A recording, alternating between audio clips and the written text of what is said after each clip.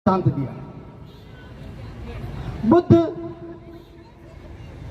बताते हैं कि दुख है। अब जैसे ही हम बोलते हैं कि दुख है तो अक्सर इसको लोग बाग बुद्ध के धम्म को, बुद्ध के विचार को एक निराशावादी धम्म के रूप में लेते हैं।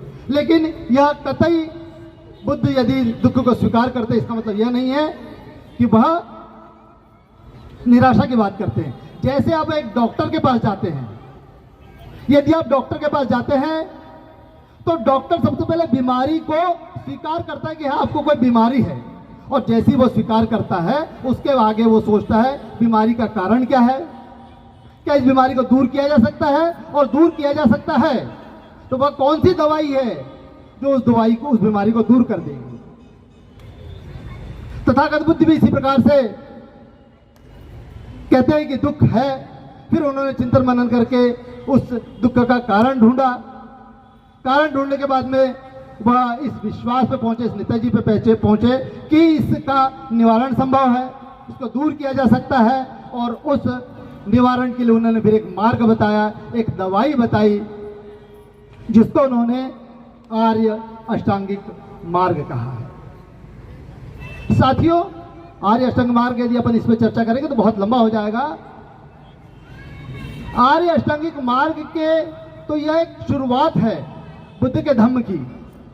हम जितना इसको पढ़ते चले जाते हैं, इसके आगे जैसे क्या होता है कि हम केजी में जाते हैं, उसके बाद primary, middle, high school, college, doctorate, graduation, doctorate, post doctorate, बहुत सारी चीजें करती। उसी प्रकार से यदि हमको बुद्ध के धम्म को समझना है तो यह विशाल भंडार है, विशाल भंडार है। और मेरी बात मानिए, मेरा अनुभव यह कहता है कि आप जितना पढ़ते चले जाते हैं, मुझे ऐसा लगता था कि मैं थोड़ा बहुत पढ़ लिख के प्राइमरी तक पहुंच गया हूं, लेकिन जब मैं आगे पढ़ने लगा तो मुझे लगा कि नहीं, मुझे कुछ भी ज्ञान नहीं है। और जितना पढ़ता हूं साथियों, जितना पढ़ने से हमारी उन्नति होती है, हम एक कक्षा से दूसरी कक्षा में जाते, आगे कक्षा में जाते, लेकिन मैं जितना बुद्ध धम्म को पढ़ता हूं, जितना बुद्ध को पढ़ता हूं, तो मैं अपने आप को डिमोट करते चला जाता हूं। प्राइमरी में 5वीं में था तो मैंने तो और ज्यादा पढ़ा, तो मैं 4थी में आ गया, और अब मुझे ऐसा लगता है कि मैं बुद्ध के धम्म के मामले में अज्ञानी हूं। ऐसा मुझे लगता है, मैं अज्ञानी हूं। तो फिर इतनी सारी बातें कहां से? यह बातें आती है सारी फिर अपने अनुभव से।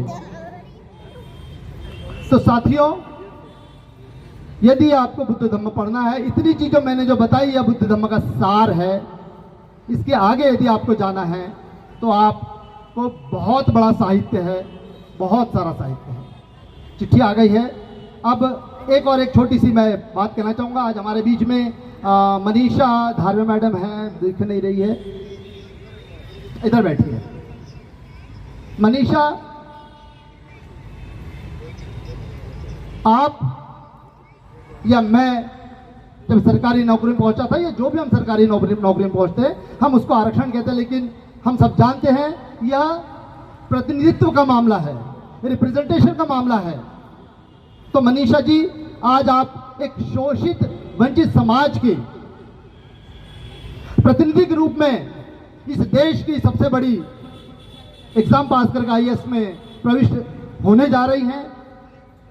आप अक्सर ये देखा गया है, हम प्रवेश तो करते हैं शोषित और वंचित समाज के प्रतिनिधि के रूप में, लेकिन वहां जाने के बाद में हम यह अपनी पहचान खो देते हैं और शोषकों जैसा व्यवहार करने देते हैं। जो शोषक समाज है, जो हमारा शोषण करता है, उसके जैसा व्यवहार करने जैसे, या उसमें अपने आप को गुम कर लेते हैं।